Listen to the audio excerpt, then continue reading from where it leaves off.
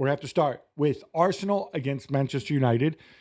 I just want to get something off my chest. I hate Premier League football. I hate any kind of league football. No, midweek. Midweek. Midweek. Because it should be on the weekends. Midweek, it's all compressed. It's under the lights. It's brilliant. I much prefer that than a 3:00 kickoff on a Saturday. It's under the lights in most of Europe where they play in the evenings. It's just in this country. Yeah, but that's what I mean. Give people a chance to get home to their families after whatever. Something different. It's not different. The only reason they do this is because the leagues are so bloated. There's so many teams in them and so many fixtures. But whatever. Arsenal win 2-0 to me, not a surprise. Yeah. I think we need to start with Arsenal because this is a good run that they're on. Although this was also a game that you can't help but escape. I want to start with the set pieces because I've talked about how every time they have a set piece, the camera pans over to that guy. Nicolas Jauvert. Thank you. My brother. I can never remember the name. Like, oh, what has he concocted now, right? And I'm like, all right, guys, it's a little bit over the top. Statistically, you can't score that many goals on set pieces. You don't have to turn this guy into the Cristiano Ronaldo of set piece coaching. However, in this game, both goals came that way. Yeah. And I think also both goals were also the result, not just of good execution, but frankly, a good plan by Arsenal and a not so good plan by Manchester United. Fair? Yeah. I mean, Ruben Amorim said after the game, well, we only had 2 days to work on defending their set pieces, which might be true.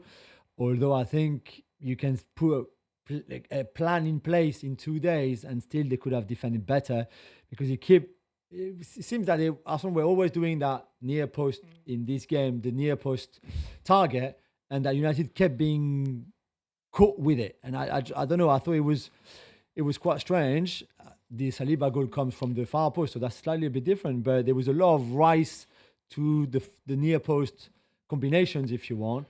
I just think Arsenal are very good. 23 goals now since the start of last season in 18 months. That's a lot.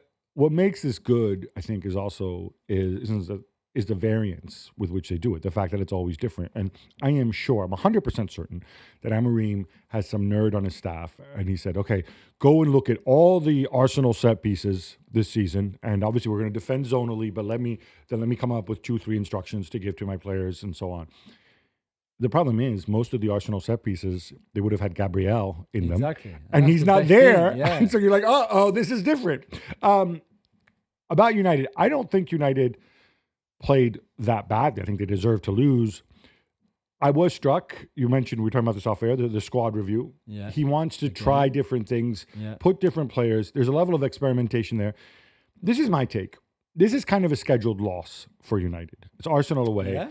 And so this, to some degree, is a free hit to experiment. He knows he needs to get results. He knows this is not where you expect him to get a result. Better to experiment here against quality opposition, and you can live with the loss. True. So I agree with you to a certain point, because after 3 games already, so the Ipswich game, the Bodo Glimt game, the Everton game, even if he doesn't know yet what his strongest or his best team is, and that's why he's still doing this squad review process by changing playing players in different positions, he still knows that Ahmad has been his best player so far in the first 3 games. Why is he on the bench? Why is Ahmad on the bench? Ahmad didn't play the first half of the season. He's young. He's got plenty of energy. Because Tyrell Malacia is back after some people thought he would never play Malacia again. On the left. Ahmad plays on the right. It's got nothing to do with Malacia. Well, that's fine. But if Malacia comes in, somebody's got to come in on the right, right? So you move... Ahmad plays on the right. Yeah, I know. So Dalot moved across and played on the right, no? Yeah, but why not starting Ahmad? You said because Malacia is back. You can play Malacia on the left and Ahmad on the right. Oh, because you want to try Dalot on the right too. Because Dalot has played on the right before. But that's what I mean. I think there's a point where the squad review makes sense because he doesn't have much time to work at training, etc. But by now, he knows who the best players have been so far. We know who the best players have been so far. So why benching someone like Ahmad for a game like that? And then at halftime thinking, yeah, that's not working. And we haven't brought anything going forward. We've just been defending. And they've frustrated Arsenal in that first half. And that's why he brought Ahmad on at halftime. Jules, as you know, I'm Team Ahmad. We called it. We called it before. This is a guy who had a really good chance of playing with him. I thought he was going to play on the left, not on the right. But hey, whatever. Who else do you think should look at this and feel pretty good about themselves and their chances to be in the starting 11? I'm just going to go through the squad, sort of back to front, right? Yeah. in terms of being starting 11 next year, not having Amorim go and tell the club, hey guys, we need to sort this out. Yeah. I think Onana's fine. Yeah. I don't think you're going to go and spend money on somebody, and I think he does things well. I actually think he's a good goalkeeper. Yeah. I would imagine De Ligt simply because of the money invested in him. Yeah.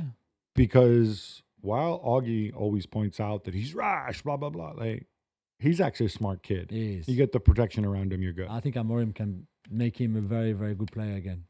Lenny Euro, we saw him come on. Finally. He has to be. He can't say, I am already in the starting lineup for next season, but he can say, I have a good chance if I continue my trajectory. I think very soon he's going to start for this team this season, and then I think he'll be a key player from next season. Already in this game, I know he came on and played half an hour or so, but you could see at times, and he will still learn. He's still so young, but I think you see the class that he has. There's no doubt. I'm assuming Maguire played because Lisandro didn't, and he's not part of the long-term plan. He's out of contract anyway.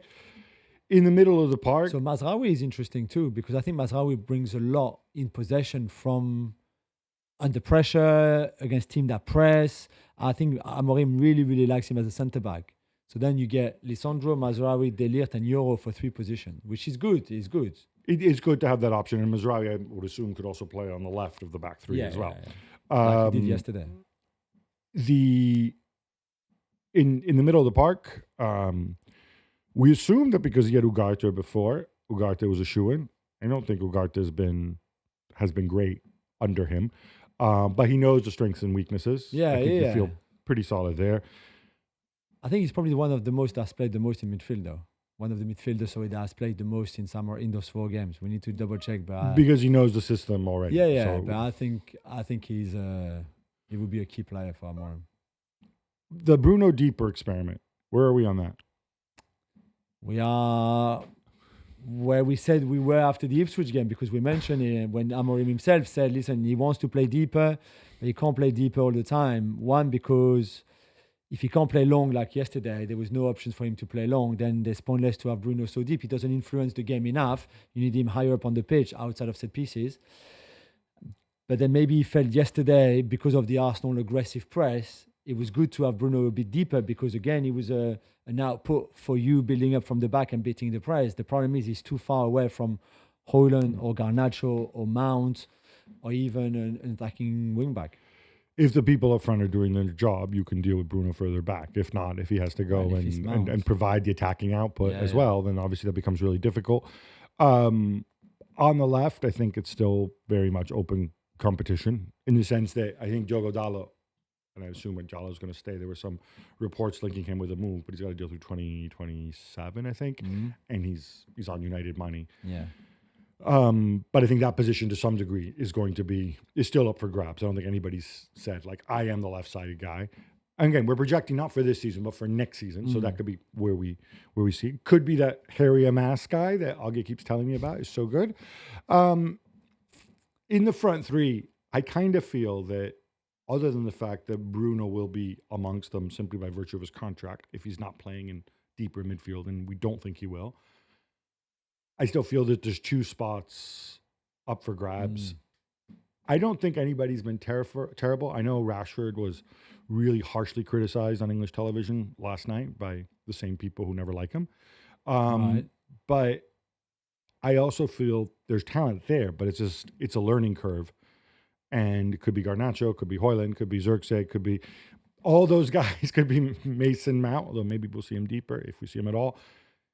I feel like that is where there is a lot of work to be done. Yeah, and that's maybe where he's changed the most in those 4 games. We've said it before, but Zirkzee has a 9, Zirkzee has a 10, Rashford has a 9, Rashford has a 10. Højlund is only a 9. He can't play deeper. Can't play as an inside 10, but he did a little bit of that at Atalanta, actually. I mean, I don't know if you want him in 4 games. Sorry, he would have done it already in 4 games. He only has so many minutes to give out, right? Yeah, but look at all the others.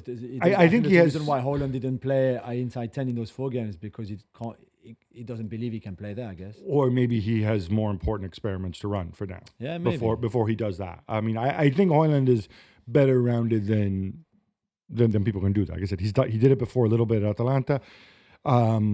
I think potentially he could do it again. I don't know. But I I'm sorry, I interrupted you. No. I was just going to say, I think Garnacho played inside 10 again yesterday, and he did against Ipswich, and Amorim was quite pleased with the performance he had against Ipswich in that position. I just don't think yesterday it works, and I don't think he works. I don't think Garnacho feels right there. He can play between the line, but what he's really good at is running at you from a winger position, even if he's coming inside, just going one-on-one. It's very different to play as an inside 10 and have Saliba behind you or Partey in this case all the time, all the game, where you need to just do a lot of scanning, and instead of receiving the ball to feet with the game in front of you, the game is the goal is behind you, and it's a very, very different skill set and everything. I think you absolutely nailed it, and I think this is one of the reasons that makes the Gab and Juls show so good. That it's not just Garnacho's good, Garnacho's bad, Garnacho's rush, Garnacho give you performance. It is that it is materially different. People who've played at any level will know that it is materially different, and it takes getting used to. It takes time. And it's not something that actually, when I've heard people talking about adapting to new situations and whatever, it's not something that I've heard many people say, even all those ex-pros out there, when talking about Garnacho, talking about these different players. You're simply receiving the ball in a different context, and you gotta. You know, your mind is to do different things. The guy's only been here a couple weeks. Who would you have as your 2 inside 10 and your 9 then? Well, I would have a new signing. Okay, let's say. Okay, but if there is no new signing, I think Xerxes is a really smart guy. Yeah, and I think, again, he has certain limitations. I don't know if he's going to make it in that sense, because as pointed out, you said 2 really good seasons in his career. He's 23, but it's 2 out of 5 or 6. If you can get him to do that, you know, the big body, the smart movement on the pressing, because he's a smart guy, and he's creative, and he's got the passing. So if you can teach him that position effectively, then I think you're in a very, very strong position. And then the other one can be Bruno, just because he's there.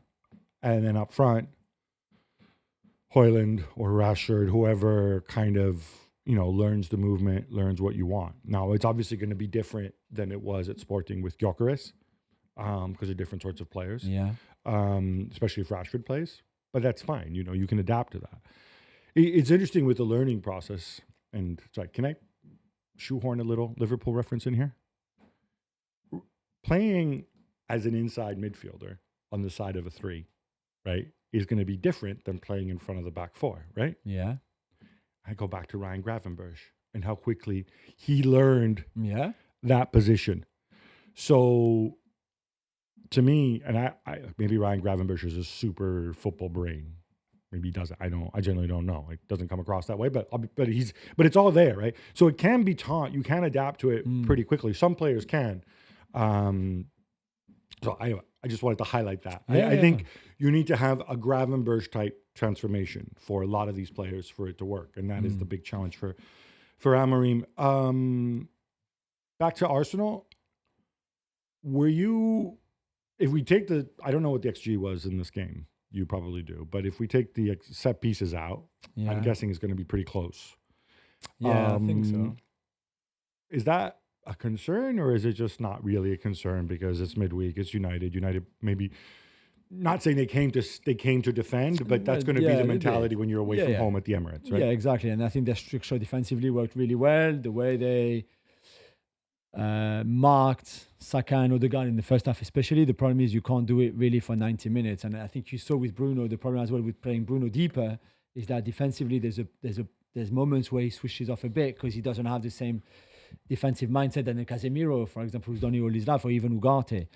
And there was certainly the little tweaks that Arteta made at halftime, less distance between the players, moving the ball a bit quicker, kind of worked, and then there was more influence from Odegaard and Saka. And I think once they took the lead on that set piece, after that it was more control of the game. But they had 1 or 2 good opportunities to go forward to score in open play, not on set pieces.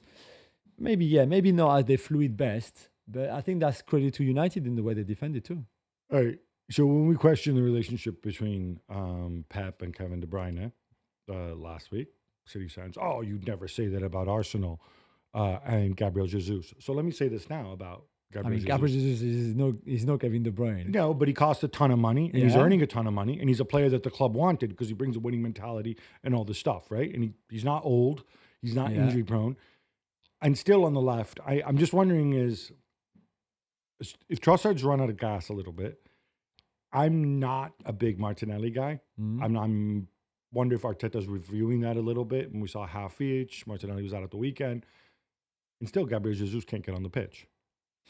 I think he sees more as the Havertz kind of replacement after him. So he will play more centrally than not, unless I think a couple. But of that's times simply he played because him wide this season he's there, and because- but that's simply because he's there and he's a live body because he's clearly not capable of doing what Kai Havertz does. Certainly Other not than the in pressing part of the the game. pressing, but also the link-up play is really good technically, Gabriel Jesus, we have to say. So he uses his body well.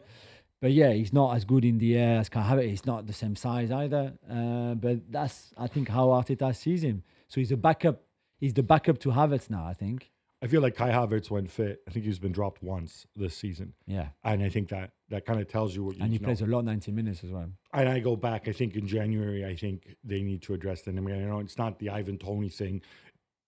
Somebody low key, maybe, but doesn't need to be great. But you can't, God forbid, something happened to Kai Havertz, I think, in that role. Yeah. All right, enough Arsenal. How about some quick hits instead? Let's go, Gab. Real Madrid fallen Athletic del Bilbao as Kylian Mbappe misses yet another penalty. Jules? Yeah.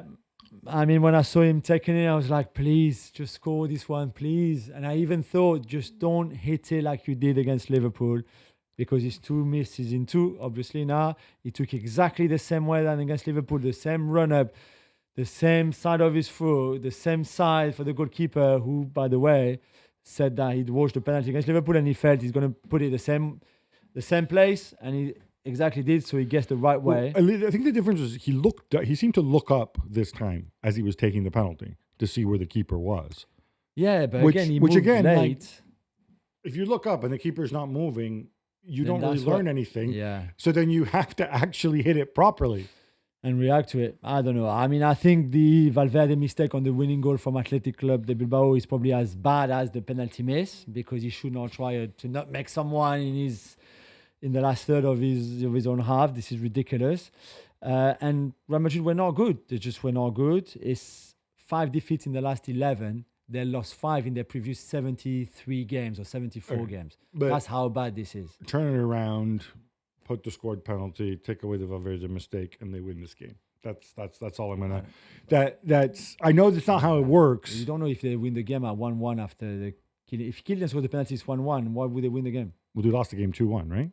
So clearly, Yeah. if So Valverde, maybe they have a but maybe they. no, I know, but But I'm like, saying I don't think they played well enough against a good team away from home. that's what I mean. But they weren't terrible either. No, is what no, I'm no. driving at. They Yeah, paid a yeah. hefty price for 2 mistakes.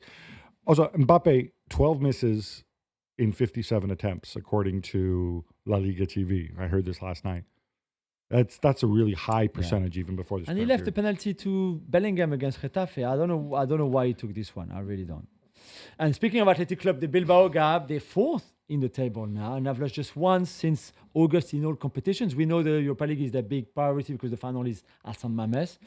But are we underrating them a little bit so far? I mean, the gap is still big with the top of the table, but obviously we've seen inconsistencies from Barcelona, from Real Madrid, and injuries from Real Madrid and from Barcelona earlier in the year. And Atletico, you never know what you're going to get. So I think they would need to get a really good run. Like you said, I think the Europa League is very obviously their priority. They're a unique club. I think they're solidly top 4. Yeah, we should give them love, and we don't talk about them enough, and I'm guilty about that. But in terms of getting into the title race, I think that's a step too far. I agree. Manchester City win their first game in 7 as they beat Nottingham Forest 3-0. Kevin De Bruyne makes his first start in ages and scores. Jules, are they back? I wish I could say that, because on paper, if you just look at the result, it's 3-0 against a team that not that long ago was a good team and 3rd in the table, which is not the case anymore. But they scored early, and after that, Forest had 2 massive chances to come back into the game, and they could easily have done so. So they gave away chances again. But with the board, in terms of creativity and having De Bruyne in your team, even if he's not 100% fit, he said that himself after the game. He still has problem in his back and his body, and he's getting old, obviously, now. It was much better, much more fluid. He helped that Grealish played and a bit more central, that Doku was there. And they're not back just yet, but this is a massive win for them. Let me tell you who's not back, Ederson. Yeah, good save Which by Ortega. is kind of weird, to me at least. Doku makes so much of a difference, and this brings you back to the weekend. Why? I don't get that. Said, yeah. And yeah, the only thing I would say is you don't want to be counting on Jack Grealish. Or Kevin De Bruyne either. He's not or fit Kevin, enough yeah. right now to play 74 But minutes I think every it's 2 good days. that we got to see him. Yeah, definitely. And if I get 45 minutes of De Bruyne, he can make a difference for me. Yeah, for sure. Milan destroys Sassuolo in the Coppa Italia 6-1 to advance to the quarterfinals. Gab, the B team, showed up for Fonseca. Yeah, against Serie B. Yeah, but top of the table, Fabio Grosso, Sassuolo. in Serie I B. know. Oh, Fabio Grosso. Bring the, wait, what is he famous for? 2006? Yeah. No, I was more thinking about Lyon and his time with Yeah, John Textor, okay. our All friend. right. right? No, look, this is good. He got to rest his players. They maintain the same mentality. Everybody except for Tijani Reinders, who scored a tremendous goal Yeah, and who he is can play like absolutely He's ridiculous. like Robocop, the guy plays all the time. And Leao, who of course needs the minutes to keep the smile on his face, but no, this is good. They got the response they wanted. The bandwagon rolls on. I want to see if these guys can step in for the regulars. I'm talking about people like Chukwueze, like Tammy Abraham, like Ruben Loftus-Cheek. You're going to need these guys later on. So, is this an indication? If you're a Milan fan, you hope so. We're not done because we have more quick hits. That's right. A late Fabian Schär goal means Liverpool are held to a 3-3 draw by Newcastle. Jules, are you going to blame Quaveen Kelleher or simply celebrate Salah and the tune's bounce back ability? I think all are valid. Yeah, Kelleher made a big mistake. He should have. How dare he? He should have caught the ball. But I don't even think that was difficult. I don't know what happened in his head. He thought the ball was going on. There was nobody there who was going to get it. Yeah, but that's what I mean. He didn't check, so he should have checked because this is an easy ball for him to catch. He didn't. Great finish by Schär, by the way. Amazing. And I think if you're Liverpool, for 80 minutes, it looked like a point was good because this was a good performance from Newcastle. They were very much in the game. There was not much between the two teams. Both missed chances, both scored goals. But once you're 3-2 up with 10 minutes to go, if you're Liverpool, you just close the game out. So I think there's a bit of disappointment, although for most of the game, you would have taken a point anyway. I would agree with that. Ryan Gravenberch, I think, suffered for the first game of the season in this one, which is a really good run for him. Anthony Gordon, not my favorite player, but wow, that was a moment for him. It is a derby. And Isak, what a goal as well for Isak. And speaking of Salah, he was outstanding once again, Gabby. And the Athletic are reporting that Liverpool will soon make him a formal contract offer to extend, and that they've already submitted one for Virgil van Dijk. Yeah, which then apparently they said, well, it's an initial offer, so which I'm assuming he hasn't signed it yet. Yeah. Look, January 1st is a deadline you need to think about because that is when they are legally allowed to speak to other teams and sign pre-contract. So you want to get those in to have a benchmark. I think it's also, frankly, a courtesy to the player, which they owe Virgil van Dijk, saying, this is our initial offer. If you go out, you get better ones, come back to us, and we see if we can improve it or not. That's the way it's supposed to work. That's what we're going to do with Salah. I think they feel, actually, and I'm in the minority here, I think they feel pretty confident about Mohamed Salah staying without having to break the bank. Because you know my thoughts. This whole, pay him what he wants, is so stupid and irresponsible. Manuel Neuer gets himself sent off after just 17 minutes, and Bayer Leverkusen outlast Bayern München 1-0, knocking them out of the German Cup. Jules, this was a weird game. It was, yeah. Florian Wirtz and Jamal Musiala as your center forwards. I told you I didn't like the Leverkusen lineup with Grimaldo and Frimpong as wingers. I still don't like it. Yeah. They deservedly won. They're against 10 men. But man. Yeah, it wasn't great from neither team, really. And to go back to the point that we made about Neuer after the Dortmund game, where he was obviously a bit dodgy on the goal that Gittens scored, this was a very stupid red card that completely deserved because he just barges into Frimpong. And he tries to look angelic afterwards. Yeah, obviously, as he would do. Bayern did some good things with 10 men, and to be fair, they had a couple of decent chances. And for Leverkusen, it felt like they never really got going. But the two wingers with Wirtz as a 9 and Musiala Kane is obviously out, injured. But Wirtz dropping a bit deeper, and I thought Wirtz was very good in this game. When there's a lot of talk about his future and that he could end up at Bayern to play with Musiala. I thought was really interesting in a way, but it's a game that I think we will forget pretty quickly. In another way, it was pretty dull. Yeah, definitely. Chelsea destroys Southampton away 5-1 as my boy Christopher Nkunku gets a rare Premier League start and also scores. Gab Maresca keeps saying that they're not competing for the title, but they're only 7 points back, level with better than Arsenal now on goal difference. Yeah, well, I think Maresca is honest. Like 7 points with this young team, you're not competing for the title yet. Ask them again if they win more games, if they cut the gap, if Liverpool falter. Sure, then maybe you can start to talk about it because that's what the table tells you. The table tells you that you're not there yet. But yeah, this was a really good performance. And Southampton, though, are really absolutely terrible. The way they give goals to the opposition is absolutely The ridiculous. Goal is ridiculous. The red card for Stevens pulling Correa's hair is ridiculous. He's a captain. Like, what are you doing? I posted them others on X, and people are like, well, Christian Cuti Romero got away with it. And I'm like, yeah, that was 2 years ago. Different player, different context. Also, Cuti Romero was subtle about it. Like, you had to really look at the VAR. Yeah. Obvious. But this guy, I don't know what's wrong with you. So bad, man. It was funny. Cole Palmer, there was this really sweet thing that he did with Gianfranco Zola. It's like a promotional video that like the Premier League puts out to rights holders around the world, which I saw. And, Zola was like, because apparently he wasn't familiar with Gianfranco Zola. Yeah. And then they met. Then they met, and he's like, "Oh, really? You're a FIFA icon?" And Zola's like, "Yes." Like, I've never picked you on FIFA. And Zola's like, "Well, now that you've met me, maybe one day you want to pick me when you play FIFA." They practice free kicks, and Gianfranco said to me, I saw him on Monday, and he said the ball was weird. He was not flying. He didn't leave the ground. It's like, okay, you're a bit older as well, Gianfranco. What was funny is Palmer also said, "I have no right foot," and seeing that finish, I mean, nice control with his right. But then that finish one-on-one, it's like, yeah, you should have scored the right foot. Sure. You can still work on. You can still improve. Definitely. Robert Lewandowski gets a rare day off, but Barcelona romp past Mallorca anyway, and they do that on the road, 5-1. Just the 5.09 expected goals. Most of it after the break. Yeah, most of it because that first half they got a little bit lucky. That Ferran Torres, our best friend, who played in front to replace Lewandowski, was really lucky on his first goal. Massive, like it was a mess from the Mallorca defense. Then there's the penalty that is a little bit, again, generous, let's put it that way. Second half, it was much better. And it's not perfect, obviously, but Lamine was good with those crosses.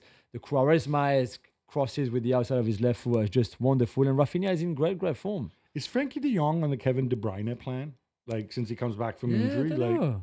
Why isn't he? Maybe that goal will help him. There, but I know. Yeah, it's strange. FIFA finally found someone to broadcast the Club World Cup in the summer, Gab. Yeah! All right, so this is important because obviously there's a lot of people are down on it. And FIFA are saying this tournament will generate so much money for you clubs and we're building something good. I am a Club World Cup fan. I think this can be really good, but I do feel like they overpromised. Nobody was going to do it. Now suddenly DAZN comes forward. It's a reported $1 billion that they're paying, which a lot of people are kind of surprised about. DAZN, obviously, they're around the world. They're in many countries. They're not in every country. They also lose a ton of money every year. Yeah. People aren't quite sure how they're going to make this work commercially, especially because it's free for everyone to see. It's going to be free for everyone. So they must have really good sales guys. They may license some games in some markets to national broadcasters, but they also want it to be free for for exposure, which again, to me makes sense. That's how the real World Cup is. That said, there's also suggestions which have been denied by the Public Investment Fund of Saudi Arabia that they're about to buy DAZN and inject the money and prop it up that way. Yeah. People can be cynical. I would, to some degree, I'm inclined to believe the Public Investment Fund because they have said that they're cutting back their spending outside of Saudi Arabia.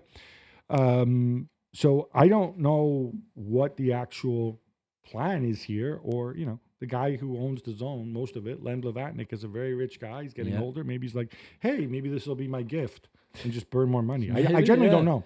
I don't know.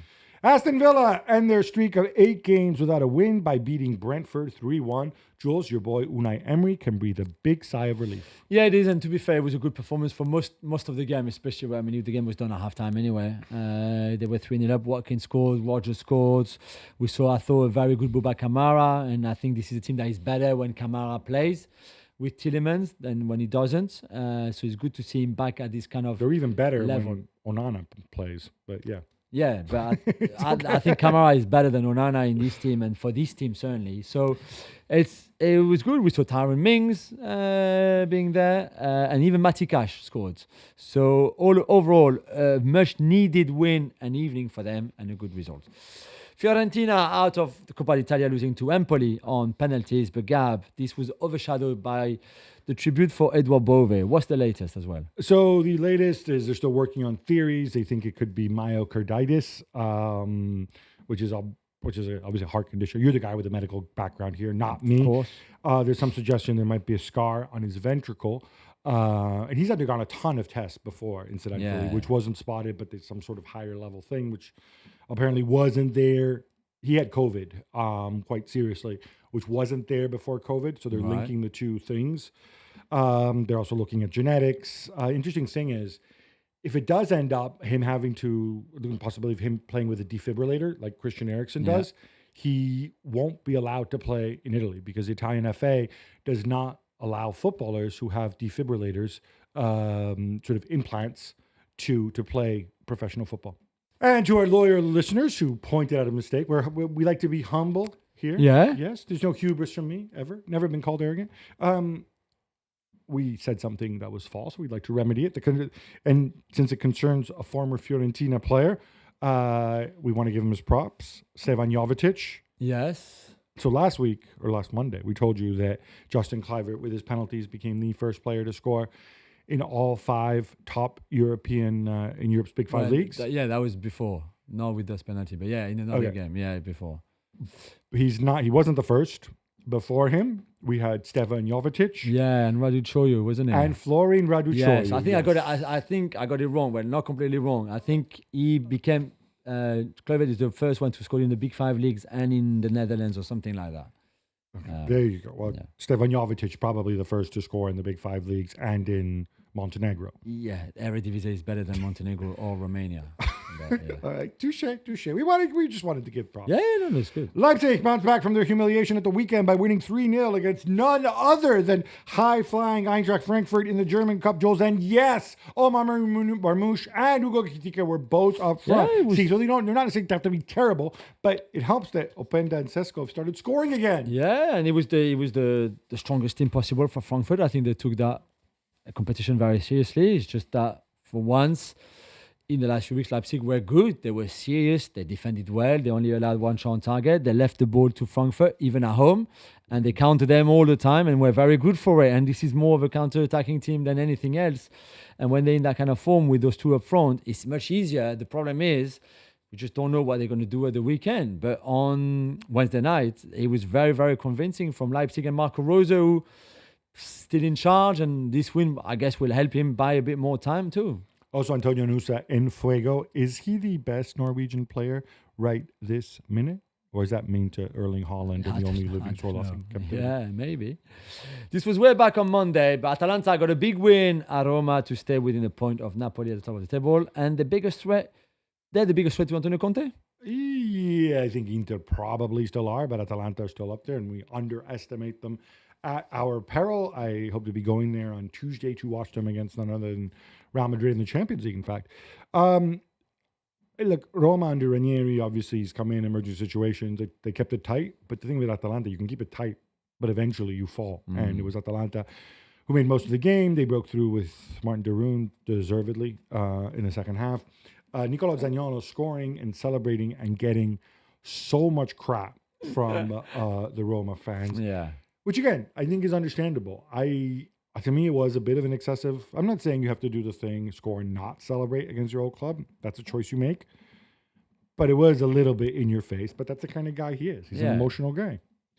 No long faces in Leicester as new boss Ruud van Nistelrooy. See what I did there? Yeah. Leads them to a 3-1 win over West Ham. Meanwhile, Julian Lopetegui's in trouble, Jules. is in trouble, although the score doesn't really reflect how the game went because West Ham had so many chances, a much higher expected goals. And yet they conceded 3 goals pretty much on the 3 shot that Leicester had. And Leicester were good and very efficient going forward. But I don't know how West Ham only scored just 1 goal by Fulkrug really late as well. They had so many chances. I think they hit the woodwork 3 times. It was ridiculous. And for Lopetegui, it's another heavy defeat, another bad one. And I think his time is counting. I'll go up on the limb. Yeah, there's all these rumors about that he and maybe Tim Stuyton as well, the sporting director, are going to be gone. Giulio Lopetegui is an Uncle George guy, so I have no predisposal to love him. Yeah. But I think on this performance, I think it shows that the team is with him. And I don't think it's something where you need to fire the coach and your director of football at the same time. If you do that, that means you and our organization have failed. If you want to fire Stuyton for other reasons, sure, go for it. But you don't do it all in one go in the middle of the season thinking you're going to save things. So I'm hoping the user heads really look at the facts, look at the situation, and I think Julian, there's enough there to make you believe they can stick around. I guess so, but the results haven't been good enough still. Back to the Club World Cup, Gab. Lyon and Pachuca will both be in the draw on Thursday evening, so in a few hours when we're recording this. Why is that weird? It's weird because, as we told you, they're both owned by the same people, Grupo Pachuca, which is why teams from Costa Rica, Alajuelense, have filed a grievance with FIFA. Now, apparently, FIFA given them a deadline last week to Grupo Pachuca to find new buyers for one of their 2 teams, presumably Leon, because it's called Grupo Pachuca, not Grupo Leon. But it hasn't happened, and it is expressly forbidden for 2 teams with the same ownership. And by the way, this isn't like in one of those sort of Champions League, Salzburg, Leipzig. Yeah, it's the different owners, but we've made these structures. No, these are directly owned by the same people. Yeah. They haven't even bothered to go and put different boards and play pretensies. I don't see how this can be allowed. I expect them. I'm not like I'm an anti-Leon fan. I could care less. They could disappear into outer space for all I care.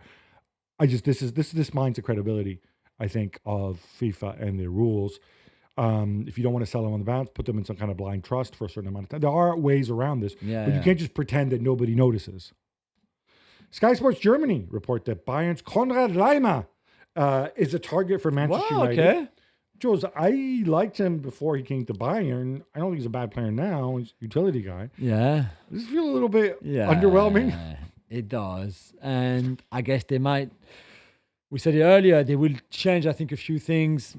Maybe not so much in January, but certainly next summer in the transfer window.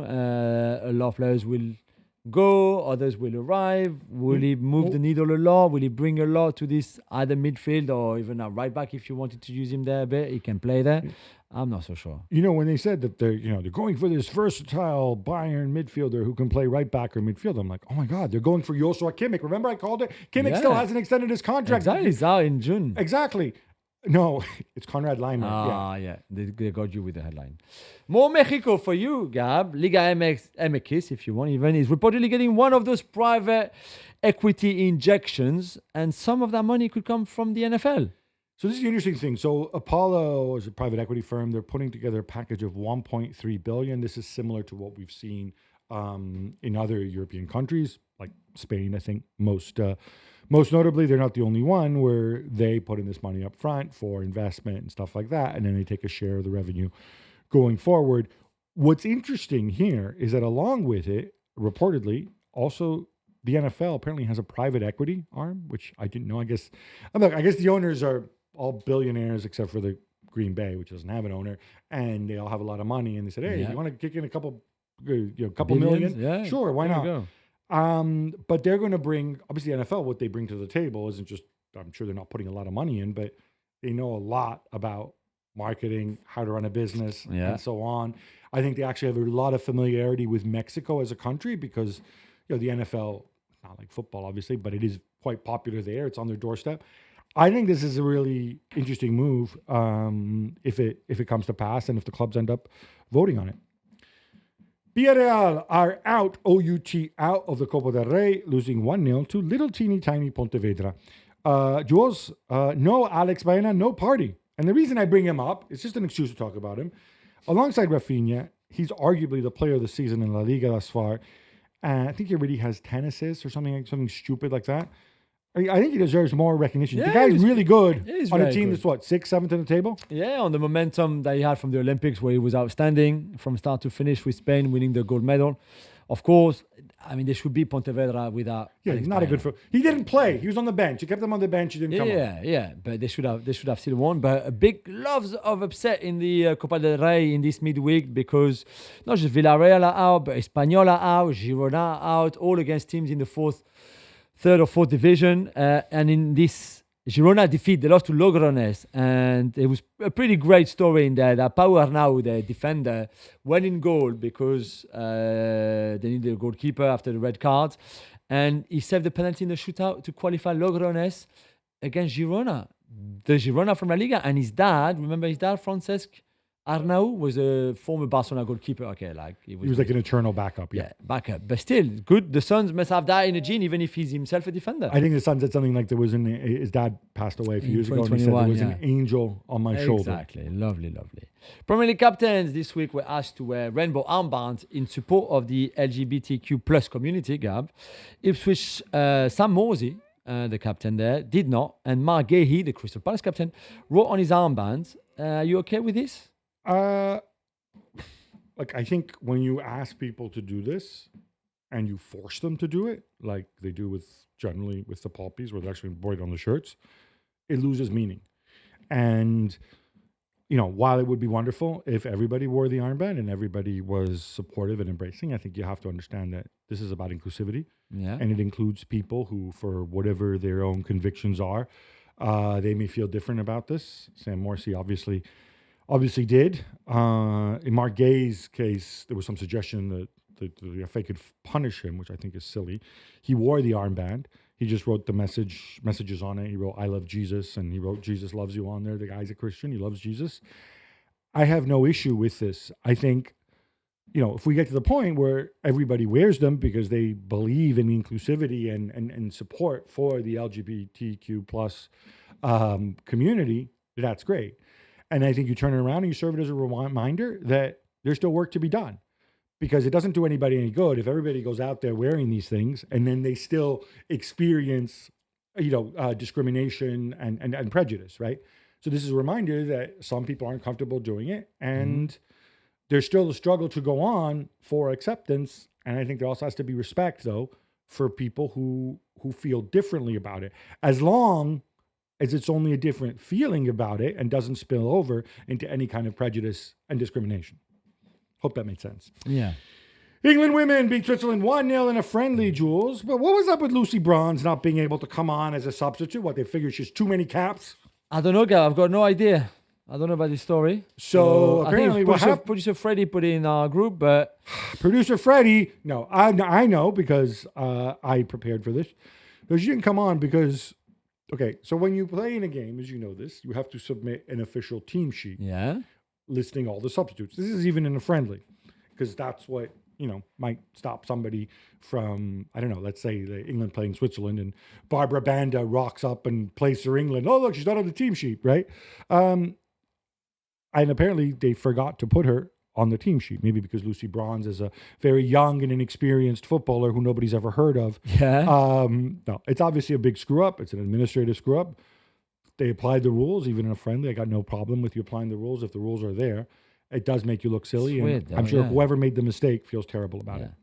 Back to those TV rights for the Club World Cup, Gab, and the New York Times revealed how much Fox in the US offered FIFA, and that was not very much. No, it wasn't. And the reason I put this in there is to give a little bit of context of what's going on in the US and what some of the challenges internally that the Club World Cup is going to face. Fox Sports only offered $10 million for this, which I believe, if my math is correct, is 1/100th of what the Zone offered. Yeah. Now, the Zone was for the global rights. But the argument here is Fox Sports have the rights to the Gold Cup, which is going to be held in the U.S. Yeah. The U.S. men's national team and Mexico are playing in the Gold Cup. They have many more stars that are American and Mexican and who are going to be big in the U.S. than many of the teams. I don't know how many Salzburg fans there are Yeah, that's for in sure. in the U.S. and they've already committed to the Gold Cup. And so I can understand why they wouldn't have offered very much. I mean, they do their sums, right? They're Yeah. running a business. The other thing that's interesting, and I haven't heard any more about this, is when Fox Sports bought the 2026, the FIFA rights to the 2026 cycle, they didn't just get the men's World Cup. Obviously, you get the women's World Cup, and you also get all the minor competitions, Yeah. U17, U20 World Cup, but also the Confederations Cup, which people can, laugh at. The Confederations Cup. But it's still a tournament, which this time around would have involved, help me out here, Spain, Italy, Yeah. Argentina, the Yeah. U.S., Mexico, Brazil, possibly. I'm cycling back one Copa, but it would have involved a lot of important countries, Yeah. and still had value. That they paid for that, and that's gone. So presumably they would be due some sort of compensation as well. And I think it just goes to show how complicated this issue is for FIFA. Jules, it's that time of year when FIFPro members vote for their world award. Yes. We have the short list. We're going to do the men's first, and then we'll do the women's. In fact, Okay. you're going to do the women's because Yeah. I can't claim to follow the women's game as closely as you do. So we're going to, the way we do it, we've done this. FIFPro have helpfully split this up in defenders, goalkeepers, midfielders, and strikers. Should we do 4-3-3? Yeah, sure. Yeah, Definitely. all right. So goalkeepers, these are the highest vote getters from FIFPro. FIFPro is the players' union. These are FIFPro members voting. I think there's a record number, more than 28,000. Your three candidates, and we're not going to make fun of them. If we think we're just going to choose from them. Right? If there's somebody who should be there. Let's be grown-ups. One of these guys most definitely should not be on the list. Definitely not. But the three who are on the list are Ederson of Manchester City, of course, who's been dropped for Stefan Ortega, Emi Martinez, El Dibu, and Manuel Neuer. Oh, Manuel Neuer, kind of them to put him in there. It's 2024. Do not adjust your set. It's not 2014. Yes, exactly. So we'll have Dibu in goal then. Yeah, okay, Dibu in goal. More by default maybe than anything else. Okay, our back four. Candidates are Dani Carvajal, Ruben Diaz, Virgil van Dijk, Jeremy Frimpong, Antonio Rudiger, William Saliba, and Kyle Walker. Kyle Walker, I mean, again, good to him to invite him. We're going to have to do the thing where we kind of invent a left back here because exactly. there's no left back. There's no left back. So let's have Carvajal and Frimpong as our two fullbacks if you want. Because I think Frimpong is the only fullback. We can't have Kyle Walker. This is not serious. No. Frimpong. And then I would have Saliba and Rudiger as my two centre-back because Saliba is obviously friend of the show. And Rudiger is Rudiger. And Ruben Diaz, I think, is in here a bit on reputation, with all due respect. Midfield, your candidates are Jude Bellingham, Kevin De Bruyne, Phil Foden, Toni Kroos, Luka Modric, the retired Toni Kroos, that is, Jamal Musiala, Rodri, and Fede Valverde. Could you have Kroos and Rodri in the same team? Or is that a bit too much? A bit boring. A bit boring as well, yeah, you're right. No, I think we got to go. Like, I'm not having Kroos, he's retired. Sorry, you're ineligible. You're right. Mind. Absolutely. So I'm going to go with Rodri as my holding midfielder. Yes. And with him, I would go Musiala and Bellingham, or Musiala and Foden. Foden's been so terrible this year. Yeah, but it depends when the vote was. Yeah, right? exactly. But yeah, we can go Rodri, Bellingham, and Musiala. But again, Musiala, great as he's been, but he's still only quarterfinals of the Euros and no trophies. Domestically. Should we chuck Luka Modric in there just as an homage to his career? So we'll have Kroos, Modric, and Bellingham. No, I'm kidding. All right, up front, your candidates are Erling Braut Haaland, Harry Kane, Kylian Mbappe, Lionel Messi, Cole Palmer, Cristiano Ronaldo, Vinicius Jr., and Lamine Yamal. Now, what we must not do is leave Vinicius out of this. Yes, because otherwise all the Real Madrid players will leave. Yeah, he will not come. So he's got to be one of the three, yeah? So we'll have Vini, of course, there. I mean, I will go for Lamine Yamal too on the other side, to be fair. And for the third, Palmer again and again and again. No? Cristiano or Messi for me, because really, somebody voted for them to include them in this incredible list. I don't know. Haaland, Kane, you can pick. What about Cole Palmer? Yeah, well, as a false nine, again and again and again and again and again.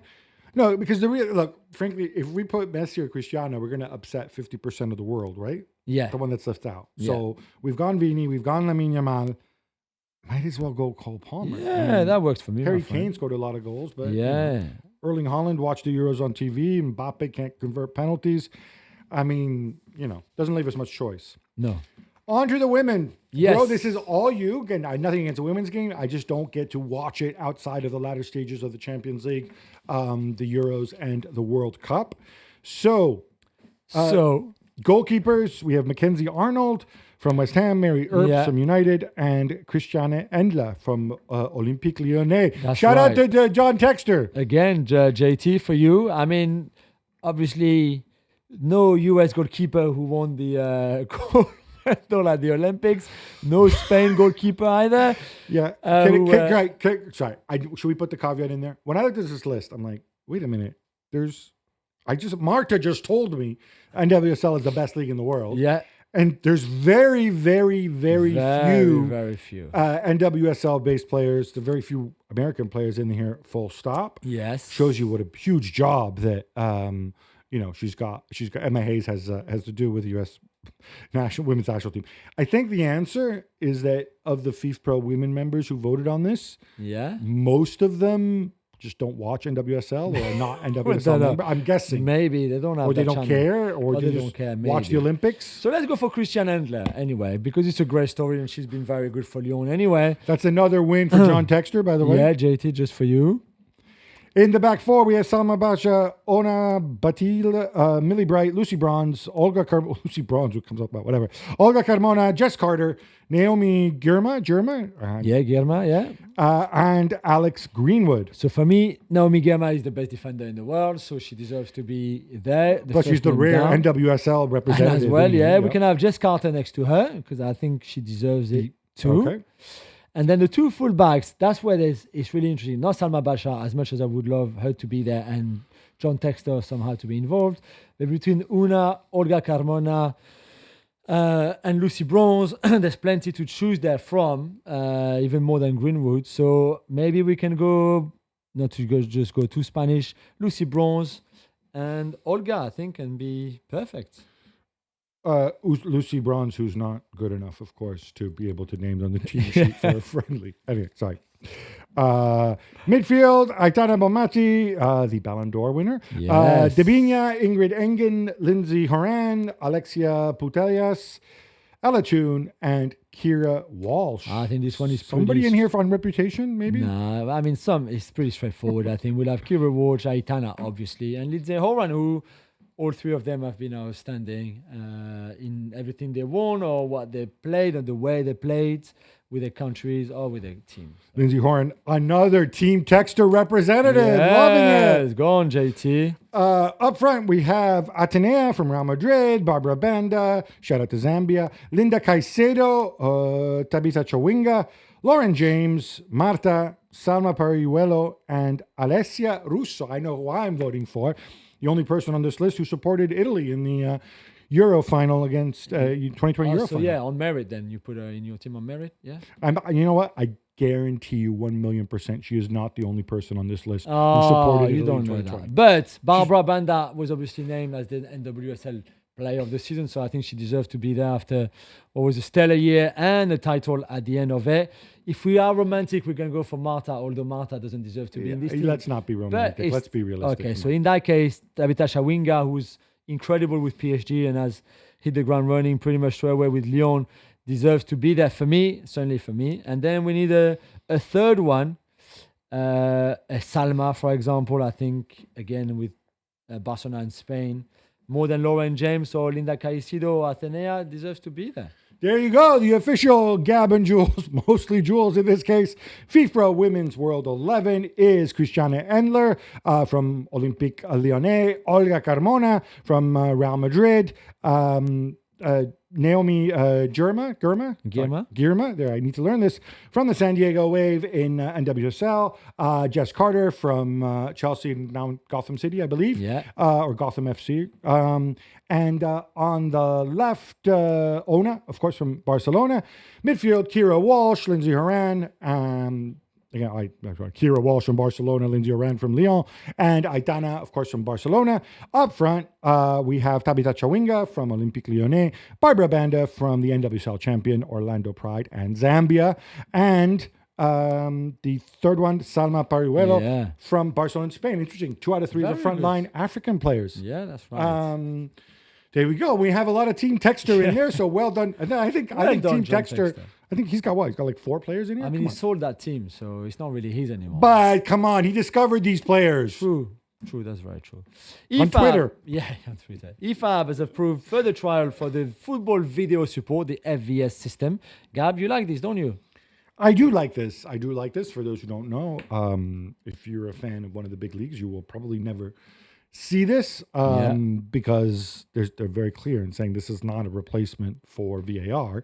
This is basically VAR for those leagues and competitions who want it. Yeah. It's VAR light. It's FVS stands for Football Video Support because they're always imaginative at IFAB. And basically, if the game is on, if the game is being filmed, which is at all levels, further down, they may only have 4 or 5 cameras on it. It's based on a challenge system. There is no VAR. It's a case of each team, they get 1 challenge per half. They can challenge a decision if they think it was incorrect. I think the parameters for challenging are similar to what they are for VAR in the sense that you can't challenge like a yellow card or something like that. But it's a guy, if you're unhappy, rather than having everybody on the bench rise up and wave their arms angrily at the referee, you have one guy looking at the screen and saying, wait a minute, we're going to challenge this decision. Referee takes a look, bish, bash, bosh, and you move on. The is an expensive system, and I think in some leagues, it's just not viable. I think some people might find this less intrusive. So, yeah, I'm all for this. Being clear on this, in some of these decisions, like offside, as Pierluigi Collina from IFAB explained, this isn't going to be much help unless it's a very, very obvious one. blown call offside. But I think in other decisions, it can help. And again, I know VAR is not for everybody. Video support's not for everybody. But if you want it, this is a system that they're allowing, and they're going to do further trials. They did it at the Under-17 and Under-20 Women's World Cup. And hopefully we'll see more of it. It's time! It's Texter time! Jules, he's rightly basking in the well-deserved Copa Libertadores glory with Botafogo. He may have some Brazilian Serie A glory soon, not winning the double. But there's a social media post purporting to be from him. Now, I say purporting because I wasn't able to check this. I didn't spend that much time on it because I really don't care that much. But so I don't know if this is real. However, it was retweeted by Fabrizio Romano. And as we know from transfers, they only become real after Fab retweets them. Exactly. And this was a lot of fun. It was a lot of fun. John Textor, we saw the celebration, amazing, for the trophy parade. And basically he said, why do I always try to be available? I was chosen on LinkedIn to own Botafogo, which I'm not even sure what that means. And then he said that the people from Botafogo reached out to him via LinkedIn. I'm sure. Maybe. And I found Thiago Almada on Twitter. Somebody apparently said to me, you should check this guy, he's very good, when a lot of people are known about how good Thiago Almada was. They screenshotted a conversation from like 4 years ago when he was at Atlanta United and sort of saying like, hey, this guy's really good. I'd like Texter, or again, we don't know if it's really him. If we it's, don't I don't know. think it might not be. But Texter's like, thanks, I'll check him out. But whatever, exactly. He's having fun with it. We're having fun with it. What a genius he is, hey? Gab, not such great news, obviously, but Helmut Dukadam has passed away. Many listeners may not know who he is, but he's worth remembering. Yeah, he's worth remembering. If you're of a certain generation, you basically remember him from one game. Especially, yeah. And this is, like, it was a different world in the 80s. I was a small child. It was a big deal, the European Cup final. It was Barcelona against Steaua Bucharest. This was a great Barcelona side. You had Marcos Alonso, the dad of the guy who ran down the wing for you. Exactly. And the son of the other guy, who was also a really good footballer. You had Bernd Schuster, you had Carrasco, you had Alessandro, you had Julio Alberto. And they were overwhelming favorites against the Steaua Bucharest side, who had lost George Hagi by that point. 1986, that was. 1985-86 season, yeah. And you saw the most unbelievable goalkeeping performance to this day of this guy, Dukadam, who saves everything. Comes 4 pens, goes to penalties, 4 straight penalty saves. Incredible.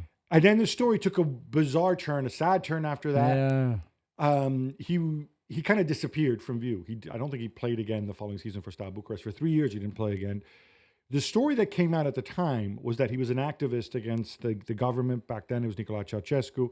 Romania was an authoritarian communist government at the time. And that he had been attacked by the police. They had broken his hands to punish him. Instead, it seems, according to Wikipedia anyway, that he, no, according to more credible reports, he developed some rare blood disease, which kept him out. Again, some people say maybe he was poisoned because of his stance. Came back, played a couple seasons.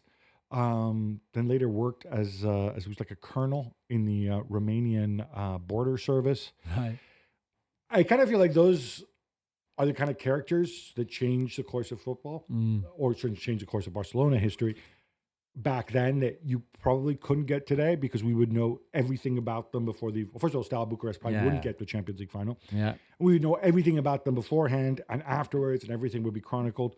Whereas back then, Iron Curtain, baby. You didn't know what was happening behind it. So anyway, rest in peace, Helmut Tukadam, because to many of us, we remember your name and we're not going to forget. Jules, this brings us to an end, but we got to come back on Monday. Oh, yes. So much going on. Big games this weekend. Until then, love the game, love your neighbor, love yourself.